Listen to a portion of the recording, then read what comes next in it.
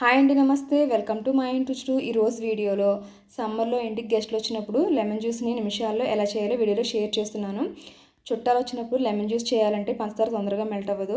ఇలా చేస్తే జ్యూస్ని నిమిషాల్లో చేసేయచ్చు. ఒక బౌల్లో 2 స్పూన్స్ సబ్జా గింజలు వేసుకుని వాటర్ వేసి నానబెట్టుకోవాలి.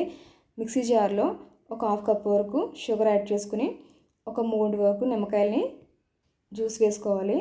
ఇందులోనే 2 గ్లాస్ వాటర్ వేసుకుని మిక్సీ పట్టుకోవాలి.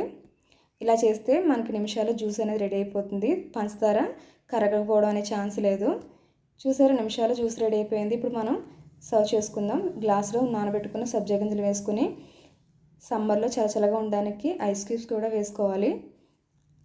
ఐస్ క్యూబ్స్ వేసుకుని మనం ముందుగా ప్రిపేర్ చేసుకున్న లెమన్ జ్యూస్ని ఇందులో వేసేసుకుంటే చల్లని లెమన్ జ్యూస్ రెడీ అయిపోతుంది. మన ఇంటికి ఎంతమంది గెస్ట్లు వచ్చినా సరే నిమిషాల్లో అయితే జ్యూస్ని ప్రిపేర్ చేసి ఇవ్వచ్చు.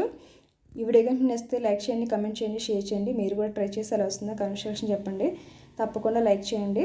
మీ ఫ్యామిలీ అండ్ ఫ్రెండ్స్కి షేర్ చేయండి. Thank you so much.